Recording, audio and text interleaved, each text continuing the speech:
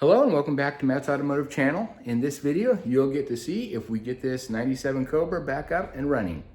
Let's get these ball joints out. Just use this impact and pop this loose.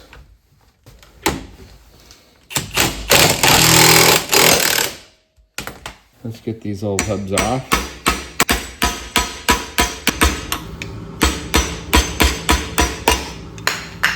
There we go. Now to get this off, it's just a 35mm socket.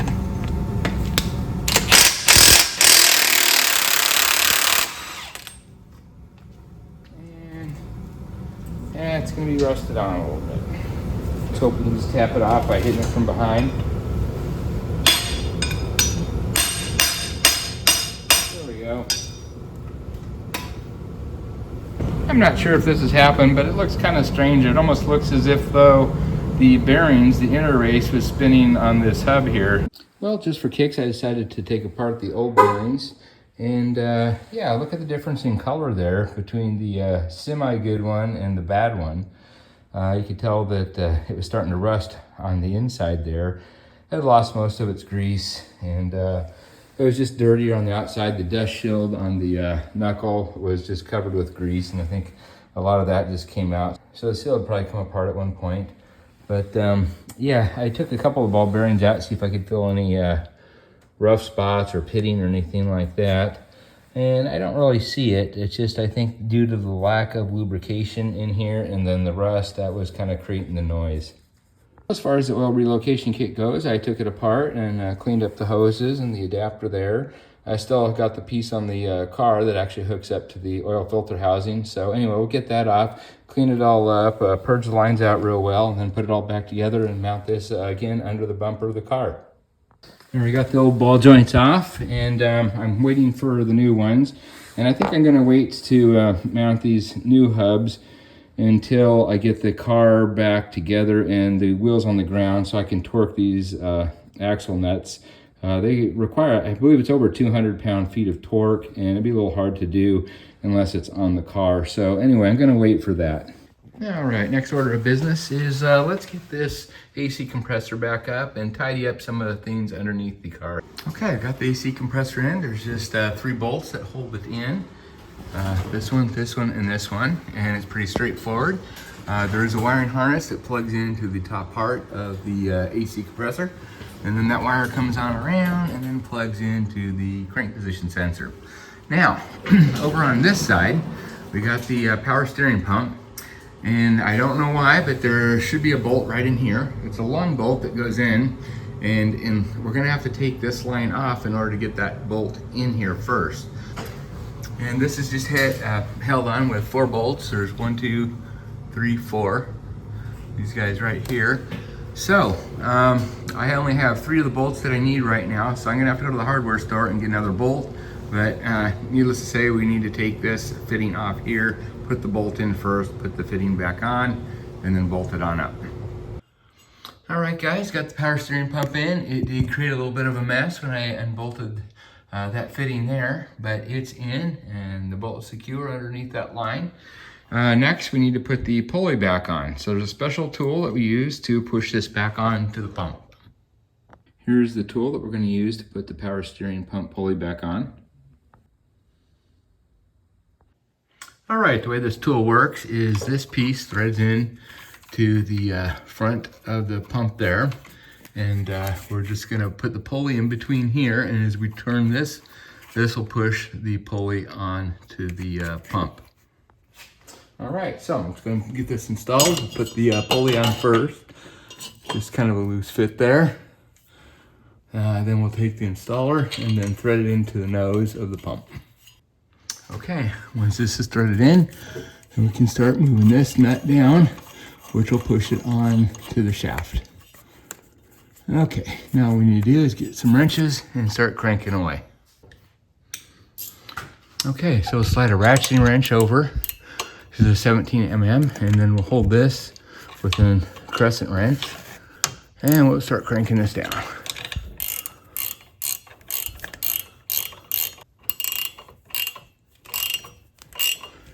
And just keep cranking it until it stops. Once it's pushed all the way on, then just take the tool out and then you're good to go. All right, as you recall, when we took this apart, this oil filter relocator was just hanging basically from one bolt right here. And so took it all apart, got some new bolts and drilled some holes, and now it is securely up here in place. Just waiting for an oil filter now, and then we can hook up the new lines and get this all set up and move on. One of the things I wanted to point out is with this relocator, you can no longer use the factory-sized oil filter. That hole there is too large of a diameter to fit onto that. You can see here, it just flops around. So you do have to get a different size oil filter, the one that's specified for this particular kit. It's a little concerning though, because you would think it would at least be the same diameter. Hopefully that's not a restriction. But the thing is, this is the kit for the car, and this adapter here does plug into the proper size. And then it gets reduced here at this end. So I'm not sure why. However, it is a larger filter that goes there rather than the stock. So maybe it's okay simply because you got more filter and less restriction in the filter. But it does seem odd to me that this is a smaller diameter than the factory. All right, gentlemen, I'm gonna replace this pinion seal. So went ahead and marked the nut there. All right, now I want to count the number of revolutions it takes to get the nut off so we can put it back on. That way we won't change the preload when we get it back on. So this is probably going to take quite a bit of force to get off. They have a crush ring in them, and it's probably near a couple 100 pound-feet to crush that thing. Oh my gosh. Holy schmoly. Look at that, guys. What? No wonder it's leaking. This isn't even on. Unbelievable. Well, so much for counting turns. Let's just go ahead and zip this off.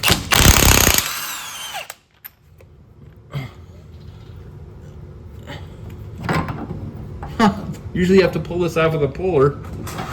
Don't need to. Wow. That's crazy. That seal does not look like it's old.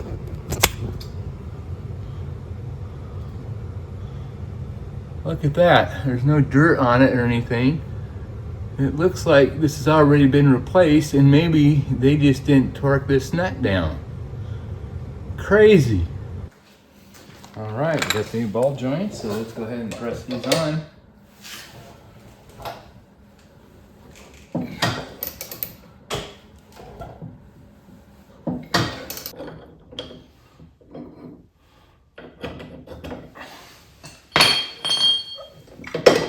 There we go.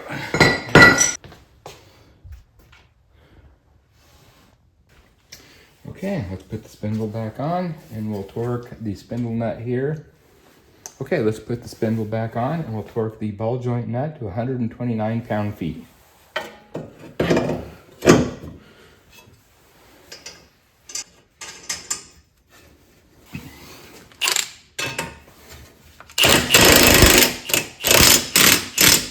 Now, without all the suspension components hooked up here, if you just start torquing on this thing, it's going to spin this and then spin the dust cover into the control arm and wreck it. So I'm going to hold it in place here with just a steel rod, and then I'll work against that. There we go. Okay, make sure everything's clean, and then we can slide on the new wheel bearing.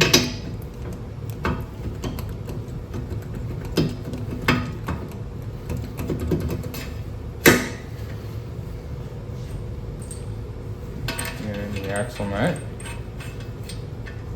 This axle nut gets torqued to 240 pound-feet. Okay, 240 pound-feet. That's a tight one. Okay, let's get the strut hooked back up.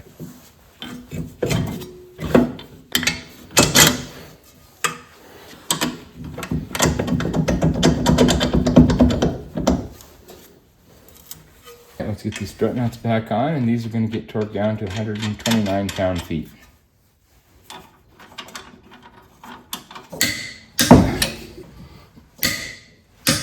Okay. Now let's replace the bracket for the wheel speed sensor.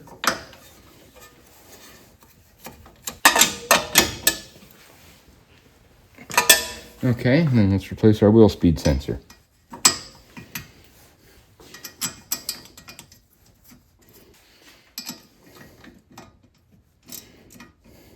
Now let's replace our dust cover.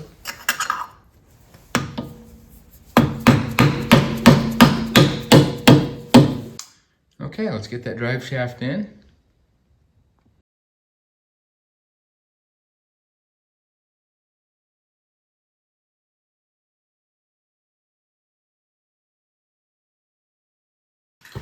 Now these bolts get torqued down to 76 pound-feet. Now we can go ahead and bolt up our mid-pipe. With the exhaust all bolted up, we can return to the front suspension and start working under the hood. Next order of business is going to be the steering rack.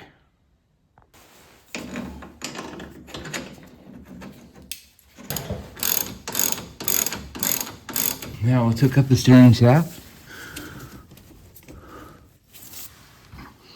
Okay, the tie rod ends get torqued down to 41 pound-feet. The steering rack to K-member is 35 pound-feet. The caliper bolts here get torqued down to 85 pound-feet. Okay, with all those parts together, we can put the wheels back on and lower the car back down to the ground so we can have access to the top portion of the motor. So, where are we now? Well, I've got everything pretty much hooked up with the exception of the cooling system, the fuel system, and the intake. And for the time being, I'm going to leave that out.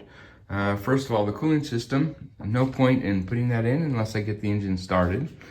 And the intake, I'm going to leave off for now while I work with these fuel lines. We have some very old gas in the tank, and so we're going to need to purge that out and get some new gas in there. Hopefully the fuel pump's going to run. So that's really the next thing we need to address at this point, is to get the fuel pump running. Okay, well, before firing anything up, I thought I'd check the battery, and it is completely dead. So, and as I recall, I did check this when I first got the car. I put it on the charger, and it indicated it needed to be replaced anyway. So I think I'm probably just gonna go to the auto parts store and just get a new battery. This battery is so bad, it won't even charge. Okay, just got a new battery, and it looks great. 100% state of health and 98% state of charge. All right, got a new battery installed here, and I hooked up a vinyl hose to the fuel line here, and I ran that into a bucket. So hopefully when I turn the ignition to the on run position, it should briefly turn the fuel pump on, hopefully pump some fuel out and into the bucket, and then we can take a look at it and see what kind of condition it's in. Let's keep our fingers crossed and hope this works. Here we go.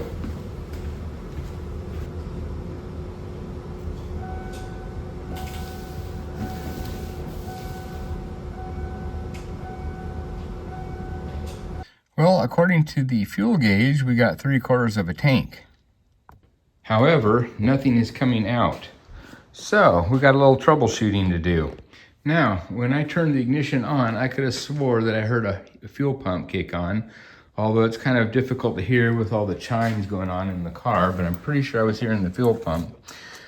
So, I don't know. We could have a plugged line, or we could have a fuel pump that is frozen and it's trying to run, or we may have no gas in it and the sending unit is just giving the instrument cluster bad information.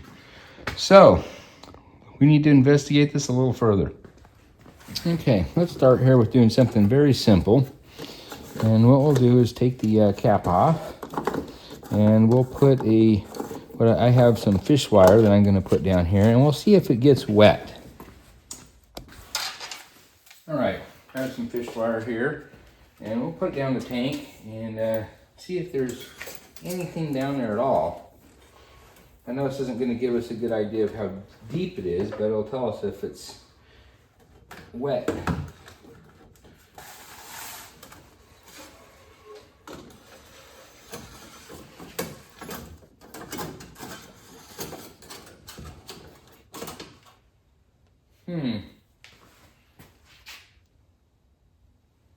That looks pretty darn dry to me. It's just a little bit of moisture there on the end.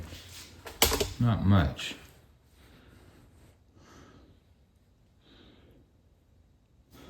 I think the tank is empty. Oh, hey, and by the way, if you know what this is, please let me know. I am unsure. It was tucked away under here when I was taking the gear shift assembly apart. And it looks like it has an adjustment here. I don't know what it's for. I have just no idea. I don't know if this is a fuel management system, I don't know if this is part of a fuel management system or if it's for the radio. I'm clueless. I guess we could always follow these wires and see where they tap in, and that might give us an idea of what this is. I don't know if this comes out on the video or not, but if you look real close right here, it says factory adjust only. And down here are the adjustments. Actually, on this side, it talks about how this device complies with FCC rules. So I believe that's Federal Communications. And maybe this is like a GPS tracker or something. I don't know. Okay, let's see if we have a voltage. 1, 2, 3, on. Off. Now here are the pins that I hooked up. Okay, now we're testing to see if we get power to the inertia switch. Doesn't look like it. All right, we've determined that we don't have any power going to the inertia switch in the back or the pump or anywhere. So, next thing we need to do is check the CCRM module, which stands for Constant Control Relay Module, which is right here. And in this module, there are several relays. One of them controls the AC compressor, one the fuel pump, and there's a couple others that deal with the fan, the high and low speed. So, anyway, we'll go ahead and back probe this module here and see if we have power at this point. Okay, to get the bracket off for the CCRM, there's one bolt down here, and then there's another one hidden here right behind the plug. So we'll have to take the plug out first to get access to the other bolt. Now that the plug's out of the way, we have access to the other bolt. Okay, so we have the CCRM completely out of the vehicle now, and if you look really close, you will see numbers here for each of the pins. Now the one that goes to the inertia switch is pin 5, so that's going to be the output from the relay that is contained in this module here. So what we'll do is back probe that and see if we have the 12 volts coming from this point. If not, then we're going to have to look at other things like power to this control module, the ground, and then also the control switch that operates the relay. So let's back probe 5 first and see if we have power at this point. Okay, what I'm doing here is just verifying that my back probe is actually making contact.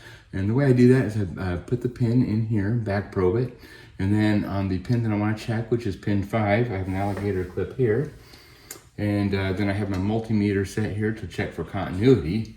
And so if I touch these, I should have continuity, which means that this back probe is good.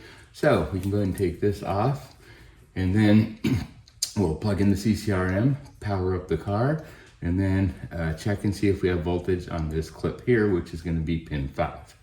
Now again, this is the output from the relay. So if this does not check out, we'll have to look up the pins for the input to activate the relay in the module, and then see if it's getting that.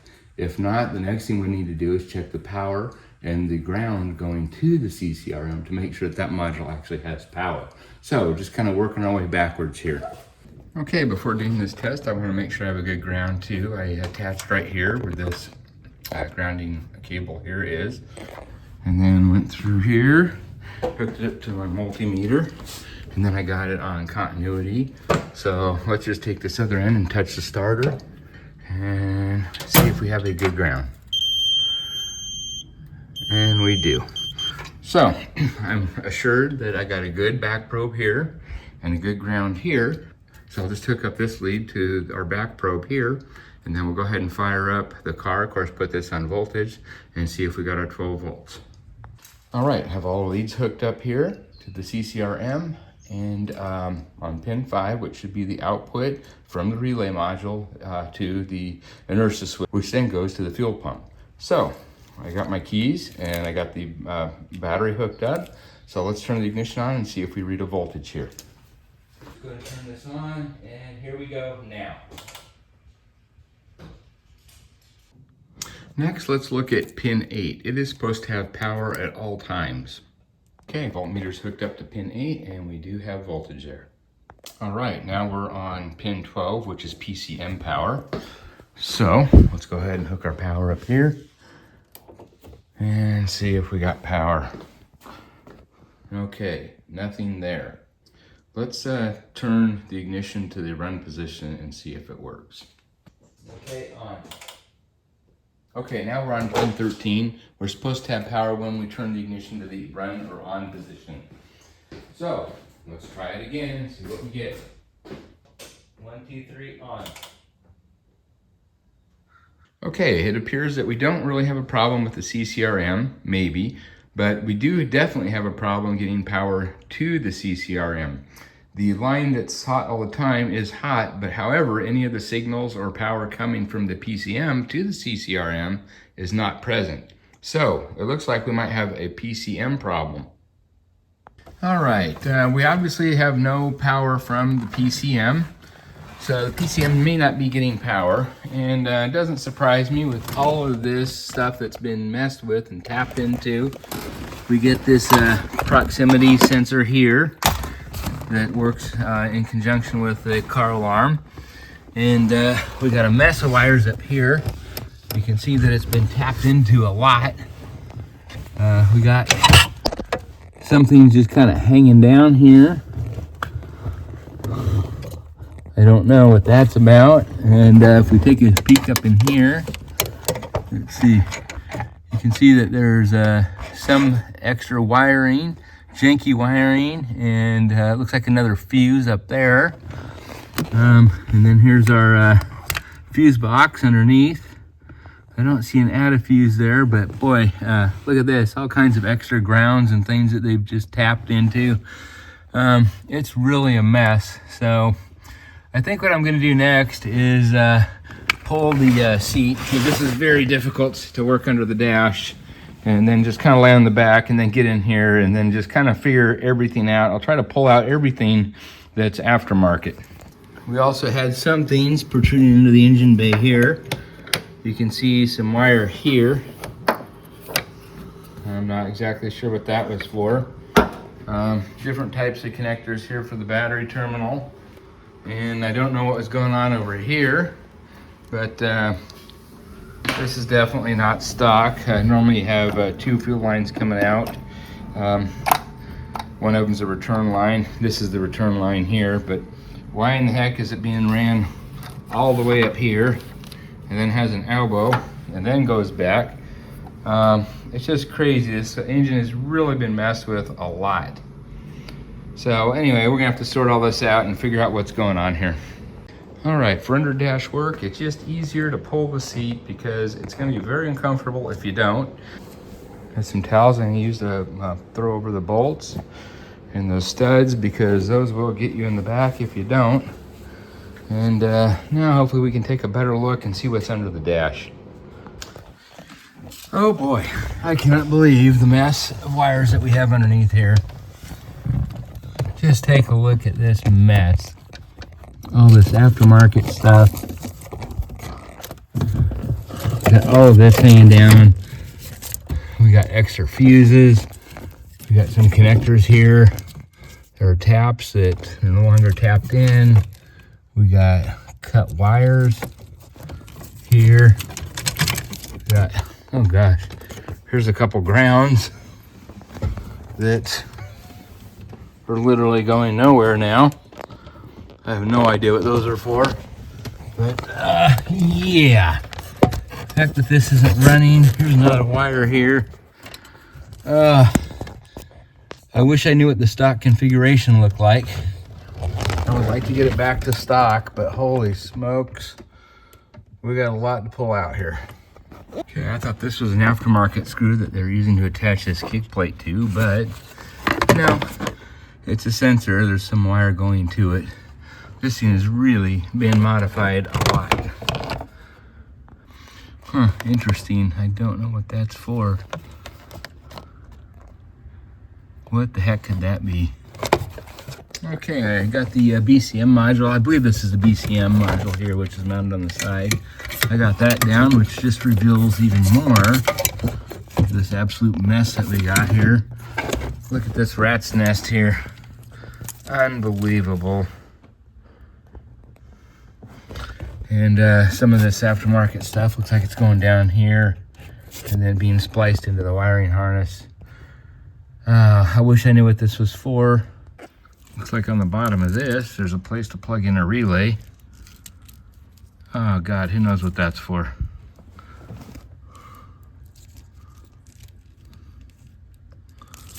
That may be in over my head. Looks like here's another little module taped up here.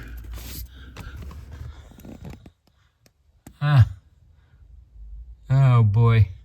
You know what, guys? I don't think I'm going to record a lot of this because this isn't going to apply to most people. So I'm just going to start tearing this down and sort through it, and I'll let you know when I get there.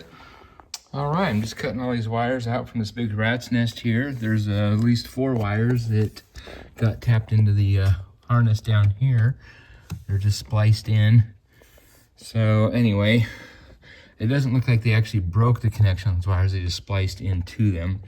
And this guy here with the red and blue looks like it's going up to some LED right here. And again, I have no idea what it's for. So anyway, I'm just going to go ahead and keep cutting this stuff out. All right, I just cut out this proximity sensor. Looks like it goes through here and hooks directly to this device here, which I think controls the sensitivity.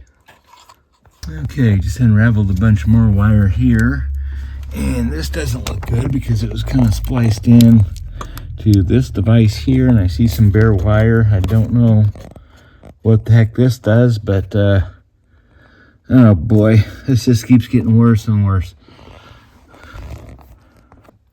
Here's a few more wires that were done poorly. I just took the tape off, and you can see right here that that's not even connected in here anymore. It used to be spliced together. So, oh my gosh, this has just been hacked into so much. I don't even know what this is for. If this is HVAC stuff, I don't know. All right, gentlemen, we got a bunch of that crap cut out from underneath the dash. So let's give it another shot and see if we have an energized PCM that will activate the fuel pump. So batteries plugged in, give this another shot.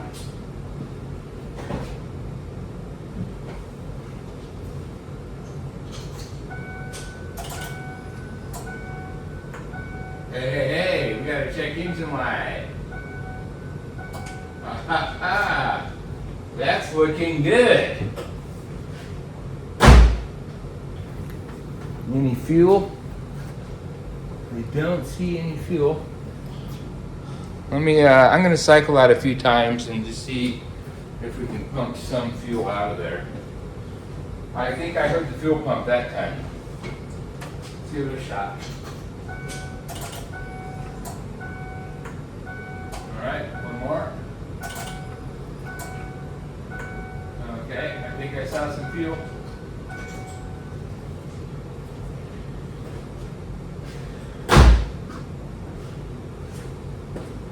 And yes, we have some in here. We captured a little bit of fuel, so it is pumping now. And there it is.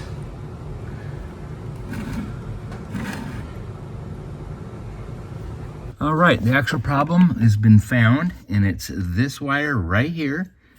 It works. A PCM fires up, fuel pump, everything, when that's connected together, but when that's broken apart like that, it does not work. So I'm not exactly sure what that wire is. I'll look it up and see, but that is the problem. And remember, this is all taped up, so I couldn't even see that. I had to literally pull that tape off to determine that that was the actual problem. Okay, I'm going to drain all the old gas out of the pump using the fuel pump since we know that it works. And the way that I'm doing that is I have this vinyl tube hooked up to the fuel hose that would normally go into the fuel rail. I got it going into a bucket. And then over here on the back, I disconnected the inertia switch right there. And then I tapped into the ground wire, which goes to the fuel pump. And then from there, I know this is kind of janky, got a fuse there, 20 amp fuse, and then I ran that wire over to a jumper cable. And now all I'm going to do is clip on the jumper cable to the positive battery terminal. The negative is still connected, and it should pump the fuel out. So let's give this a shot. Okay, make sure your battery's well charged before doing this. Okay, here we go. I hear the pump, and there we go. We're draining fuel into the container.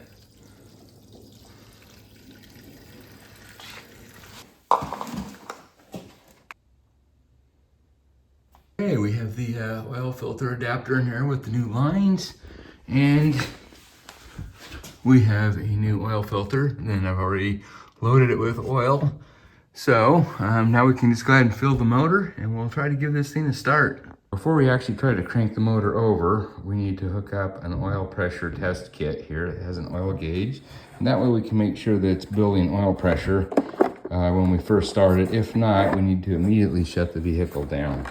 We're gonna hook up our oil pressure gauge right here. So there's a little plug in the bottom of this oil filter housing. We have our adapter fitting in here. Remove the plug, and now we can install the gauge.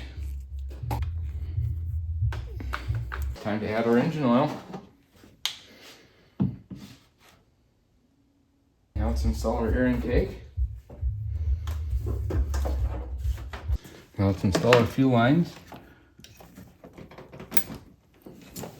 And these install a lot easier if you just put a thin coat of oil around the O-rings first. And they just click in. There we go. Okay, just installed the safety clips onto the fuel lines. And I got her filled up with oil. And I got the oil gauge hooked up here. And so I think we're ready to apply power and turn this over. I'm not doing the coolant stuff yet. I want to make sure that it fires. If not, I just have to take this off to get access to do more work. So anyway, keep fingers crossed, hope this fires up. Now the first thing that I'm gonna do is just cycle the ignition to the on and off position to kind of pressurize the fuel system. And then I wanna make sure that there's no fuel leaks before I try turning the motor over. Let's go ahead and cycle the ignition on and off a few times and pressurize the fuel system.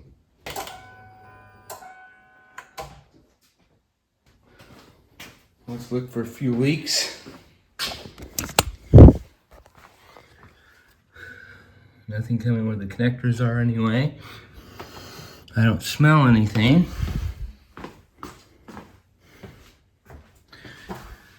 The sides look good. Of course, I always look under the car, see if something's dripping. And that looks good. So I think we're ready to go ahead and turn it over. I'll try to briefly start it. If it starts, we'll definitely keep an eye on this real quick. If the oil pressure does not come up, we're gonna shut it off.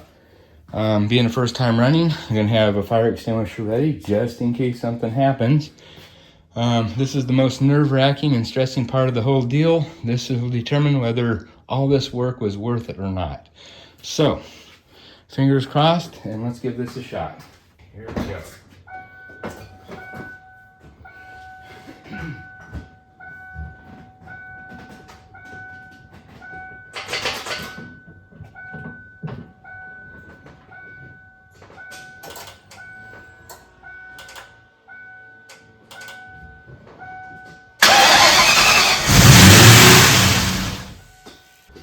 It actually fired up. It seemed like the idle was very high, but it did start. Unbelievable. Okay, so since the idle seemed a little fast, there is a little set screw right here that we just need to back off so the throttle will close a little further. So we'll adjust that back a little bit and then give it another shot. Okay, I turned down the idle just a little bit. Let's try it again and keep an eye on the oil pressure gauge.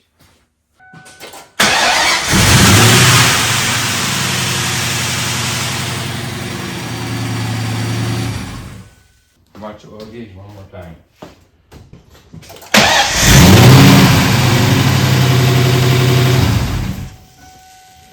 Just FYI, remember how there was so much debris in the exhaust? All that just came out of the exhaust. It wouldn't surprise me if the exhaust starts stinking pretty bad once it gets hot. I think there's still debris in there that's going to start burning.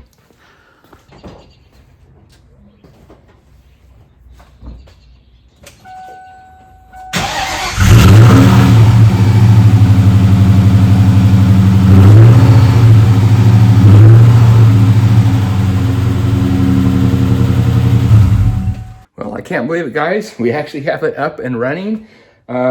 This was probably the most nerve-wracking video I've made. Although you can't see it, there's emotions inside that get stirred up. You never know if all that time, work, money, and effort is going to pay off.